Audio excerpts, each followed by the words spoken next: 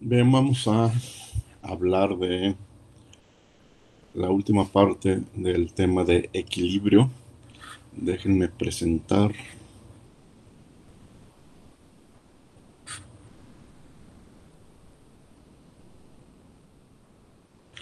Voy a presentar la pantalla y vamos a ver la presentación, el PDF del que hemos estado hablando en las últimas dos clases.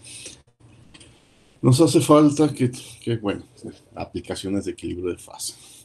Nos hace falta hablar de algunos aspectos de las mezclas no ideales. Primero, quiero que vean cómo cambian los diagramas de fase cuando tengo soluciones no ideales. Eh, Recuerden que el caso ideal es la ley de Raoult. Entonces, vamos a notar en los diagramas que los diagramas se van a desviar de la ley de Raoult, pero va a haber desviaciones que les vamos a llamar desviaciones negativas cuando los coeficientes de actividad son menores a 1, y luego vamos a tener otro tipo de desviaciones que le vamos a llamar desviaciones positivas cuando los coeficientes de actividad son mayor a 1. Recuerden que en la ley de Raoult el coeficiente de actividad sería igual a 1. Este es un ejemplo de un sistema que presenta una desviación positiva respecto a la ley de Raoult. La línea del centro, la línea recta del centro, representa la ley de Raoult. Y entonces la línea superior ya es una línea curva, ya no es una línea recta, y eso representa la no idealidad. Recuerden, en un diagrama presión-fracción, en la parte de arriba tenemos solamente una fase, líquido subenfriado. Tenemos componente A, componente B, que en esta mezcla son metanol y agua. En la parte de abajo tenemos vapor sobrecalentado, también una mezcla de vapores A y B. Y entre las dos curvas de saturación tenemos la coexistencia de una fase líquida con una fase vapor a diferentes concentraciones. Pero la curva de arriba, la curva de saturación, en donde encontraríamos el punto de, ¿cómo le llamamos? Se me fue el nombre. Recuerden que teníamos diferentes tipos de problemas. Aquí está punto de burbuja y punto de rocío, ¿sí? Estas son las gráficas ideales. Vean que a la izquierda tenemos una línea recta, que es la ley de Raoult, la cual se pierde con la no idealidad. Entonces, en esa línea encontraríamos los puntos de burbuja, los puntos donde se generaría la primera burbuja de vapor. Entonces, a eso me refería aquí abajo. Se me fue el nombre del punto de burbuja.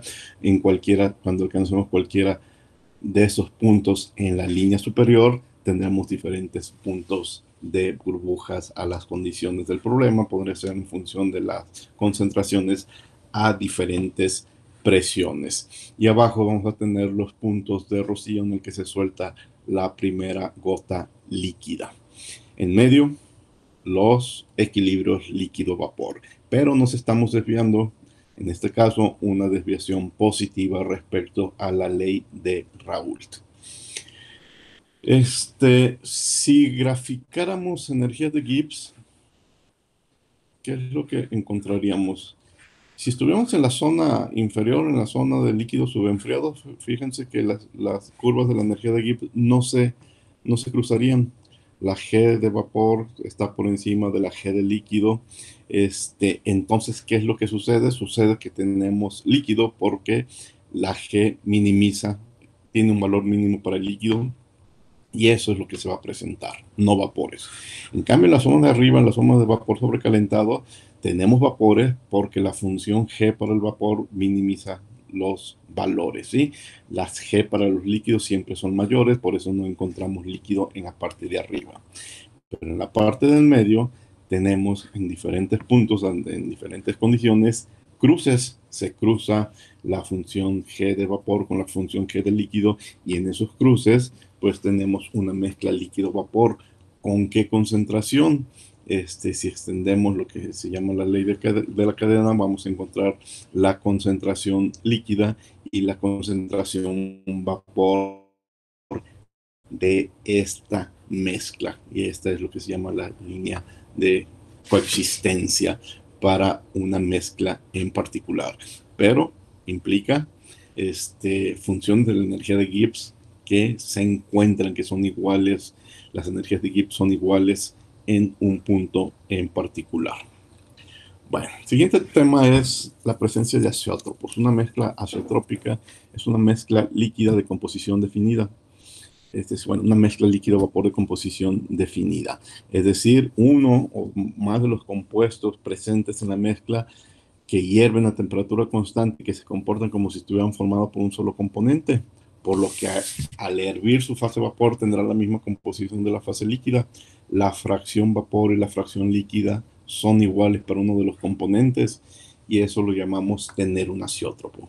Un azeótropo muy famoso es el azeótropo que forma el etanol y el agua, una concentración del 96% de alcohol, que hierve a una temperatura de 78.2, tenemos un azeótropo. Y como las concentraciones son iguales, no puede haber una separación. En una destilación simple se obtiene un alcohol con esa concentración, pero si quieres un alcohol más puro, necesitas aplicar algunas técnicas especiales que en su momento ustedes van a conocer como una destilación azeotrópica.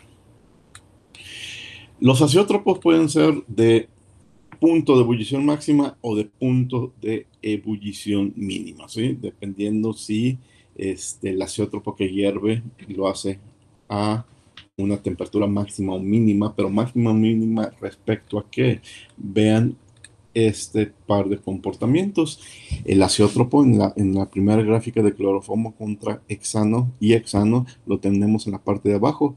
Es un azeótropo de temperatura mínima, ¿sí? La menor temperatura que alcanzaríamos con esta mezcla está representada por el azeótropo aquí en 333, 34 grados. Tenemos un azeótropo, pero cualquier otra combinación de esta mezcla binaria se encuentra a una atmósfera a una presión mayor. En cambio, en este otro ejemplo, acetona cloroformo, tenemos un azeótropo de temperatura máxima. La temperatura máxima que se puede alcanzar con cualquier mezcla que se les ocurra de estas dos sustancias es un azeótropo y es 337 grados más o menos. Cualquier otra mezcla se encuentra a menores temperaturas. Recuerden que los extremos representan a las temperaturas de ebullición de la sustancia pura. En este caso, aquí en este punto tendríamos la temperatura de ebullición, aquí tendremos la del hexano, aquí tendremos la temperatura de ebullición del cloroformo, aquí tendríamos la temperatura de ebullición también del cloroformo y aquí tendríamos la temperatura de ebullición de la acetona. Si se fijan en los dos problemas tenemos acetona y su temperatura de ebullición está alrededor de los 335 grados Kelvin como sustancia pura. Ambas gráficas son a una atmósfera, pero en presencia de sustancias diferentes tiene comportamientos diferentes. Bueno, pero nuestro tema es este punto donde X es igual a Y es un azeótropo. Y es un problema separar uno de los componentes de la mezcla. Pero, sin embargo, para nosotros en termodinámica va a ser una ventaja para obtener datos termodinámicos. Bueno, aquí hay otro par de ejemplos. Cloroformo hexano, que forma un azeótropo de temperatura máxima, y acetona cloroformo, que forma un azeótropo de temperatura mínima. La diferencia en estas gráficas, las primeras dos, estamos graficando temperatura contra fracción mol a presión constante y encontramos azeótropos. Pero si graficas presión contra fracción a temperatura constante, también vas a encontrar azeótropos, ¿sí?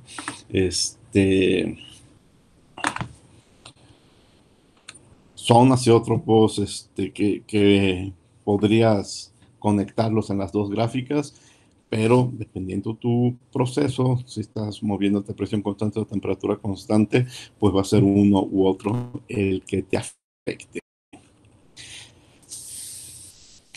Como X y Y son iguales en los azeótropos, pues nuestras ecuaciones para el equilibrio se simplifican.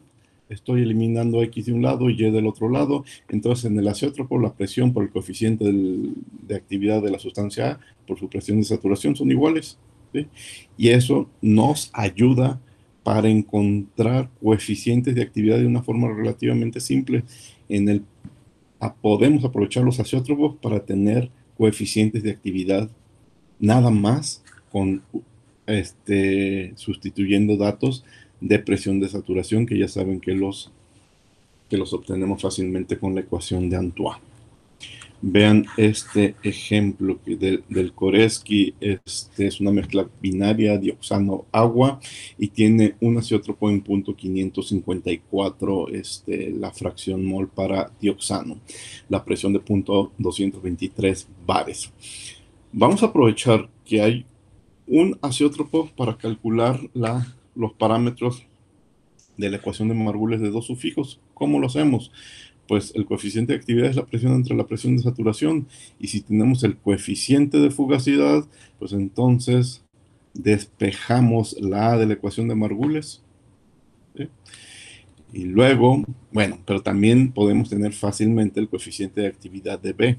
Si tienes el coeficiente de actividad de B, lo sustituyes y también obtienes la A de Margules. El detalle es que te das cuenta que, a ver, es la misma A con coeficientes diferentes, pero me da valores diferentes. Entonces, lo que se hace es sacar un promedio. 4.800 joules y 5.173 joules. Bueno, en kilojoules el promedio anda alrededor del 5. Entonces, lo que se reporta y se trabaja es con el promedio obtenido por ambas especies. Y esto es muy fácil de hacer si conoces un azeótropo. Bueno, nuestros problemas, y sobre todo pensando en tareas en exámenes, nos hemos concentrado, limitado por lo pronto a equilibrios líquido-vapor. Pero también hay sistemas que nos llevan a un equilibrio líquido-líquido. Un líquido en fase alfa está en equilibrio con un líquido, con una mezcla líquida en fase beta. ¿Qué sucede? Pues independientemente de que ambas fases sean líquidas, son fases diferentes. Es la fase alfa, la fase beta, y la fugacidad son iguales. Pero como ambas fases son iguales, su estado de referencia es el mismo, y entonces como el estado de referencia aparece en los dos lados de la ecuación, lo podemos eliminar y nos queda una ecuación mucho más sencilla de trabajar, en la que ya no aparecen los estados de referencia. Entonces, ya no es tan difícil utilizar la ecuación binaria de Margules para equilibrios líquidos-líquidos. Aquí está Margules para una fase, aquí está Margules para otra fase, para la otra fase. Lo que sí deberíamos de tener información es de las A de Margules. Pero bueno, ya no es tan difícil, es mucho menos información la que necesito. Ejemplos de sistemas que son equilibrios líquido-líquidos. Miren, esto no corresponde a ninguna sustancia en particular. Bueno, sí, este sí es de ciclohexano anilina. Y vean más o menos cómo se presentan las dos fases. Cuando graficamos temperatura contra composición, tenemos una zona en donde coexisten las dos fases y todo el alrededor donde nada más tenemos una fase. Si se fijan, aquí hay una temperatura que es un máximo, la temperatura máxima a la cual podríamos tener dos fases en equilibrio. Esas temperaturas críticas de la solución se conocen como temperatura consustancial. Alta o baja. ¿Por qué alta? Bueno, aquí esta temperatura consustancial es un máximo, pero hay otros ejemplos donde va a ser un mínimo. Entonces, si es un máximo, decimos que tenemos una temperatura consustancial alta, y esto es un mínimo, decimos que tenemos una temperatura consustancial baja.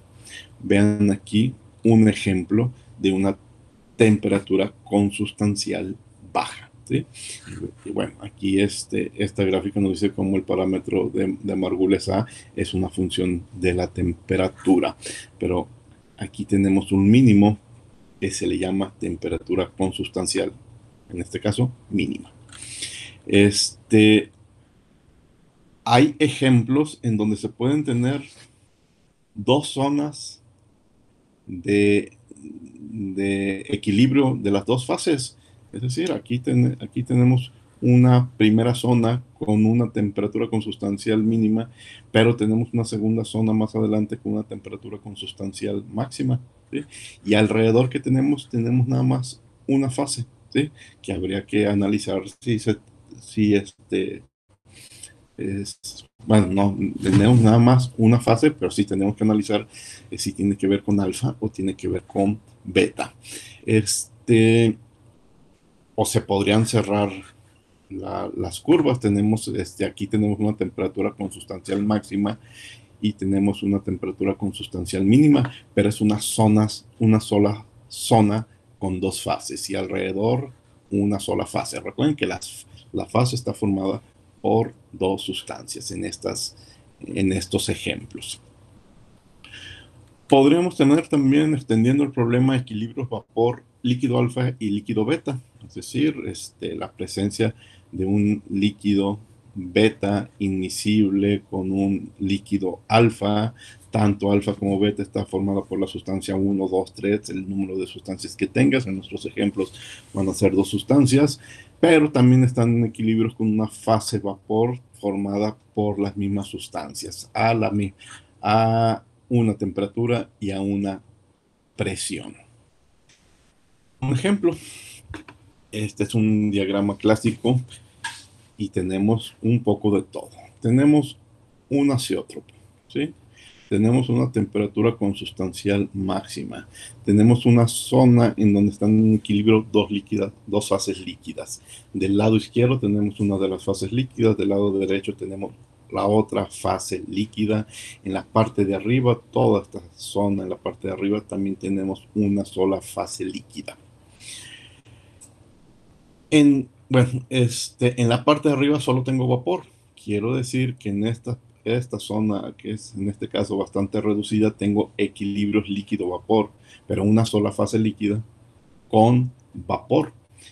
Aquí solamente tengo vapor saturado, aquí solo tengo líquido saturado, vapor saturado, líquido saturado y un azeótropo, ¿sí? Esta es la temperatura de ebullición del componente A, esta es la temperatura de ebullición del componente B. Hay mucha información aquí. Entonces, este es un diagrama que exhibe miscibilidad parcial y azeótropo. Otro ejemplo. Ahora vamos leyéndolo de arriba para abajo. Acá arriba tenemos solamente una fase vapor. Entonces aquí tenemos vapor saturado. Aquí abajo ya tenemos líquido saturado. Entonces en la parte del medio cualquier punto en estas zonas se trata de un equilibrio líquido-vapor. Cuando sigo bajando, cuando bajo, pero bajo del lado izquierdo, es decir, una zona pobre en la sustancia A, se formará la fase líquida beta. Pero cuando bajo de esta otra parte del diagrama, una zona rica en A y más pobre en B, se formará una fase líquida A. Más o menos en la parte media, pues tendremos la presencia de ambas fases líquidas, la A y la B. Aquí tenemos diferentes puntos triples. Esta es una especie de línea triple en donde coinciden. Déjenme hacer énfasis en que se trata de una línea recta. Coincide fase vapor, fase líquida A y fase líquida B, con un azeótropo exactamente aquí en el centro. ¿De acuerdo?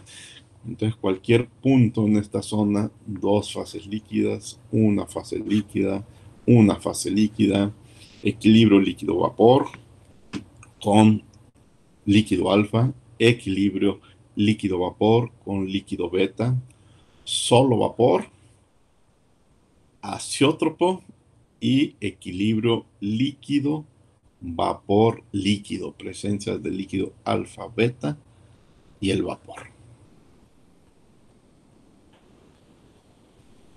Bueno, regresemos a los equilibrios líquido-vapor, a nuestro primer caso. y veamos un, un problema en particular que va a requerir de la ley de Henry. No todos los problemas los podemos resolver con Lewis Randall. Todos los problemas anteriores los hemos resuelto con Lewis Randall. Recuerden que con la mayor facilidad recurrimos a la ecuación de Margulis y Margulis implica Lewis Randall, pero no todos los problemas se pueden resolver con Lewis Randall. Piensen, y este es el pretexto para entrar al tema, en la solubilidad de gases en un líquido. Los gases disueltos en el agua del mar son cruciales para la biología de las especies marinas. Los peces requieren oxígeno disuelto, emiten dióxido de carbono y las algas realizan la fotosíntesis, lo contrario, consumen CO2 y emiten oxígeno.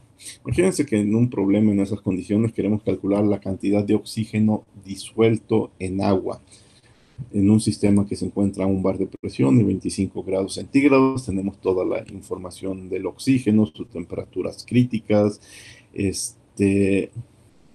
Bueno, el oxígeno tiene una temperatura crítica de 154 grados Kelvin, entonces a las condiciones de 25 grados centígrados, no puede ser un líquido. ¿Sí? Y eso hace difícil calcular la fugacidad de como especie pura en fase líquida y aplicar el estado de referencia de Lewis Randall. La opción en este problema no nos queda otra más que recurrir a la ley de Henry para poder tener una expresión de la fugacidad líquida para el oxígeno. Recuerden estos problemas, pues el oxígeno es un gas disuelto, va a ser el soluto que está disuelto en el agua, que va a ser el solvente. Miren, esas son tablas de la ley de Henry de la constante de Henry que se utilizan para este tipo de problemas. Aquí está para diferentes gases, argón, hidrógeno, nitrógeno, oxígeno, etcétera. Y una otra tabla de constantes de Henry en diferentes líquidos, hidrógeno, en disulfuro de carbono, en un alcohol y en benceno, etcétera. Bueno, diferentes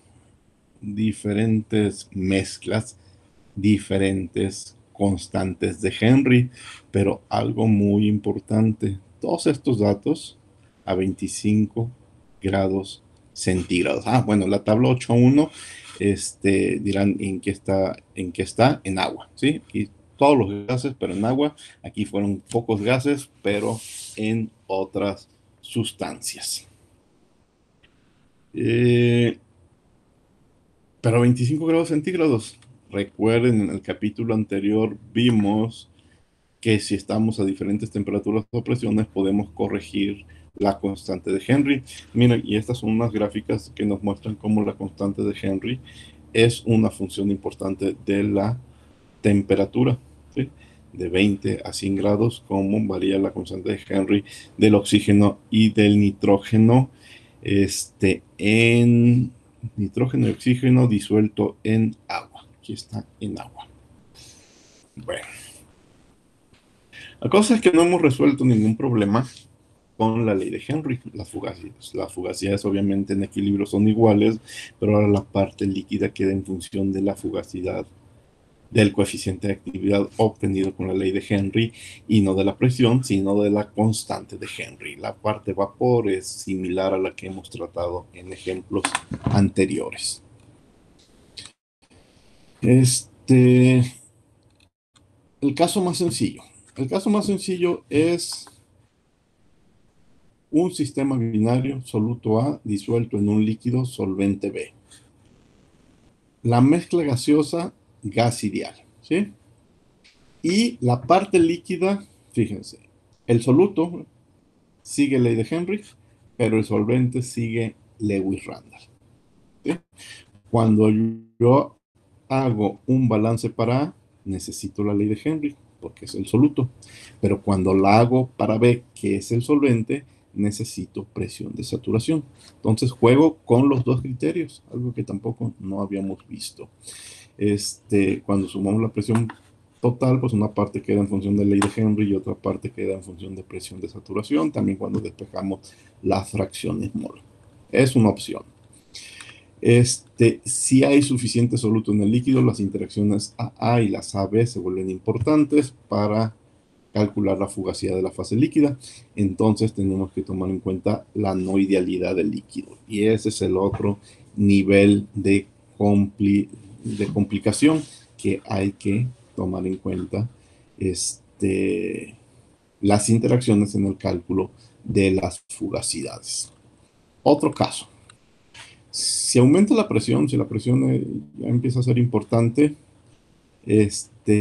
pero la parte líquida sigue siendo ideal, entonces vamos a suponer que la parte vapor ya no lo es. Y el que ya no lo sea implica que tenemos que calcular coeficientes de fugacidad. Pero la parte líquida, mira, la dejamos como en el caso anterior, para el soluto con ley de Henry, para el solvente con fugacidad como sustancia pura. ¿Sí? Lo más seguro es que hay que corregir la constante de Henry y les recuerdo una ecuación del capítulo anterior para corregir la constante de Henry. Como la parte no, vapor ya no es ideal,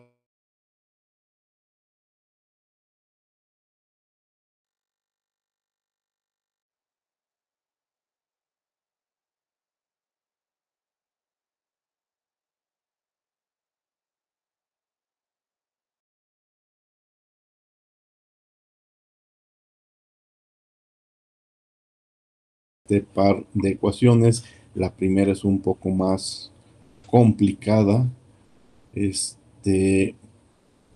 porque implica la corrección de la constante de Henry, implica meternos con volúmenes molares parciales.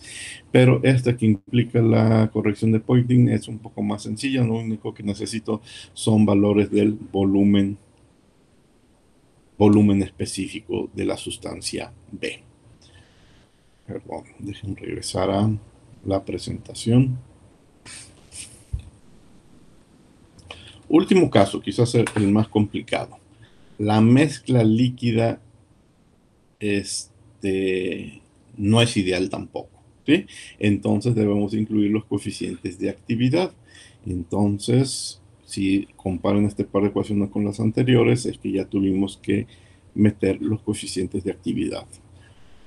Para A, que es el soluto, siguiendo la ley de Henry. Para B, que es el solvente, bueno, utilizando la corrección de Poynting. Y quizás el último grado de complicación en estos problemas es, y si la mezcla no es binaria, si tengo 3, 4 componentes, entonces tenemos que utilizar una regla de mezclado para los constantes de Henry, ¿sí? O sea, necesito generar una constante de Henry para la mezcla. Entonces, se va a formar con las diferentes constantes de Henry ya el soluto A en el solvente J, lo cual necesita también saber cuáles son las diferentes fracciones mal presentes. ¿Sí?